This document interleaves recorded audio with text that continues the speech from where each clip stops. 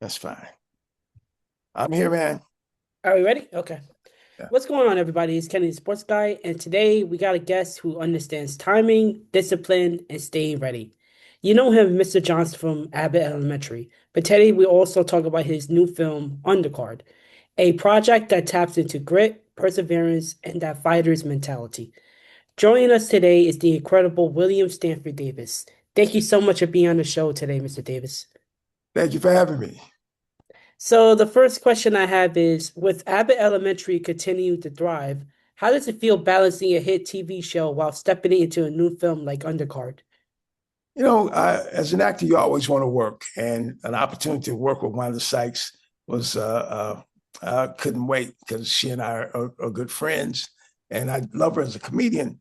And going from Abbott, which is a great comedy, going to work with someone who's as funny as Wanda, it was just an opportunity I couldn't turn down. And the subject matter of it even made it more intriguing to go and work with her. Does comedy energize you differently than drama? Comedy, there's an old saying, drama's easy and comedy's hard. Yeah, I try to bring it into everything that I do, not just to be a funny guy, but to remember that there's so many different parts of us as human beings, and I try to bring it in there as much as I can, even in a serious role, because a lot of you know drama is based on comedy, on something funny that has happened. So I try to use it in all facets of what I do as an actor. Nice, nice. Let's talk about Undercard. For fans who are curious about the film, what is the film about? It's about a former champion, two-time champion boxer who falls on hard times and through drug addiction and alcoholism, but she ends up coaching her son, who's also a boxer, and they've had an estranged relationship. And they eventually try to mend this relationship through uh, her coaching her son, played by Bentley Green, who's a fantastic young actor. I think everyone should keep their eye on him as well. And Wanda does an incredible role. This is her first dramatic role. I think people are going to be pleasantly surprised. What drew you to this particular story? The storyline itself was intriguing, but I always wanted to work with Wanda, whether it be in a comedy or a dramatic situation in a drama. I was like, "Ooh, whoa, this should be great. This should be very interesting." But yeah, I've always wanted to work with her one way or the other. But the script itself was just amazing. I think people are going to love it. The title itself, Undercard, suggests someone fighting before the main event. Did that Right. metaphor resonate you with your own career journey? That's a great question. That's a great question. I think I've always been on the undercard, but I've always tried to come out a champion. I hope I've done that. It's about, I think I look at undercard a couple of ways. About if I'm on the undercard, I mean, I'm trying to get to the top and I'm not going to quit until I do. And that's where I've tried to work, in my career. I just didn't quit, I didn't quit. And we make jokes about my age, which I'm not going to tell you. but but yeah, it's about trying to get to the top. I think once you're on the undercard, your goal is to be a champion, to be on a championship card, and that's the way I've tried to live my life, to try to be on a championship card. Definitely, you are truly a champion indeed. Thank you so much. Who do you play in the film, and what make this character so compelling to you? I play Baba T. Baba T owns a boxing gym. He was Cheryl's coach when she was a two-time champion. He took her to a championship, and because she's fallen on hard times, I've had her come in and coach young boxers. And my character tries to get these young kids off the streets and into the gyms and give them some hope for a future. And that's the character that I've tried to build with this role, that he looks out for the young people, and he's seen it all. He's seen good and bad. He's seen the top side of the boxing world, and the underbelly too. Now, as you already know, this is a boxing center story. Yeah. Did you have to immerse yourself in the world of fighting or boxing to prepare?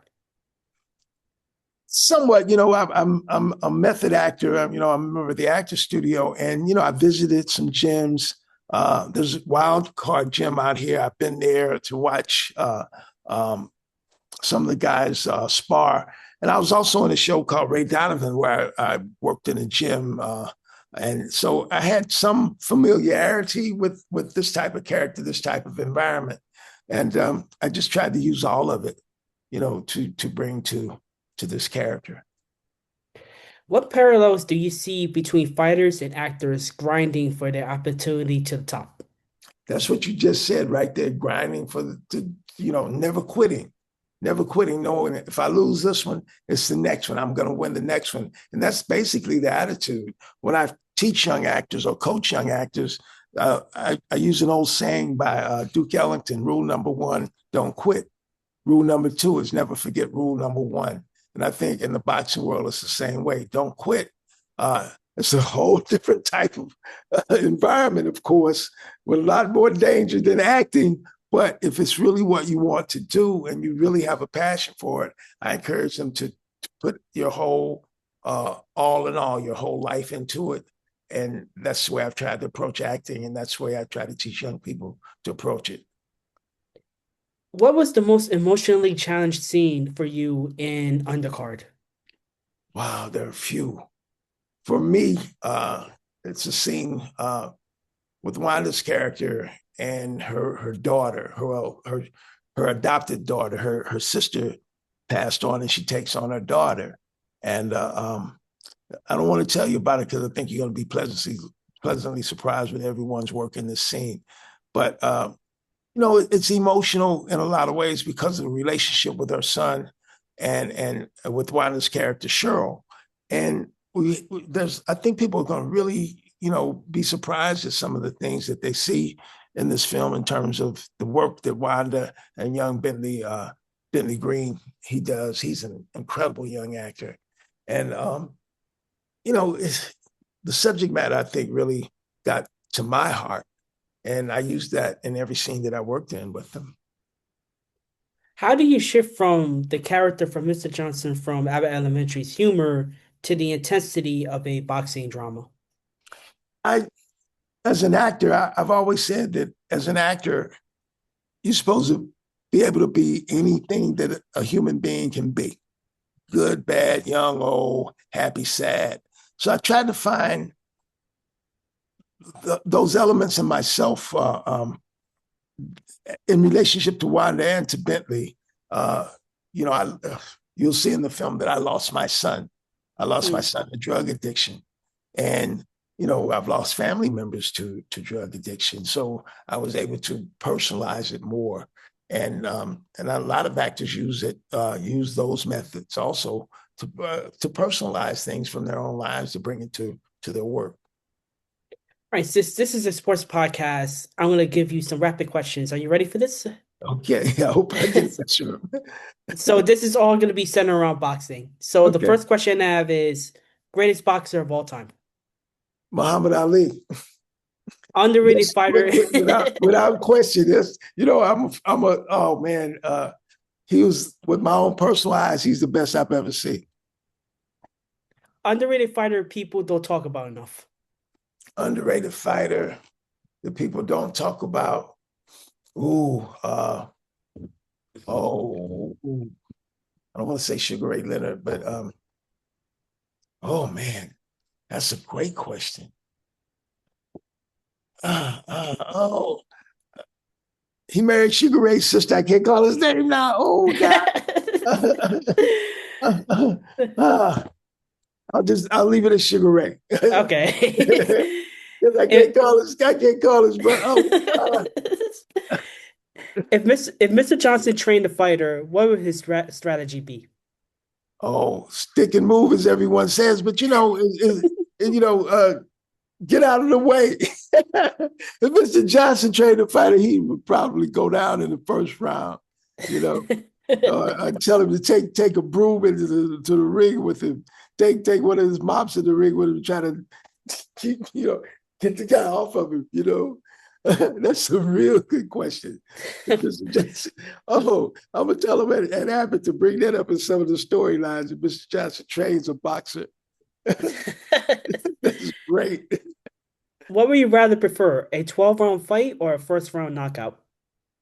Oh, first round knockout. Then I could go home and go and party or whatever right afterwards. You know, 12 rounds, man. That's tough. That's a tough way to make a living, man.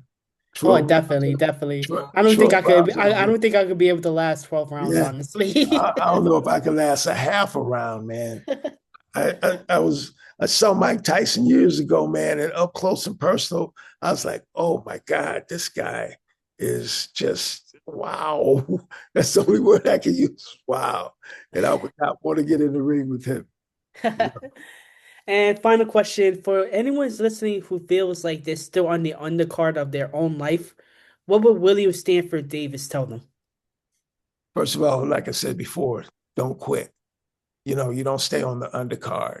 If you don't quit, if you keep doing the work, keep grinding, as you said earlier, uh, your career, put everything into it, and don't let anyone or anything deter you.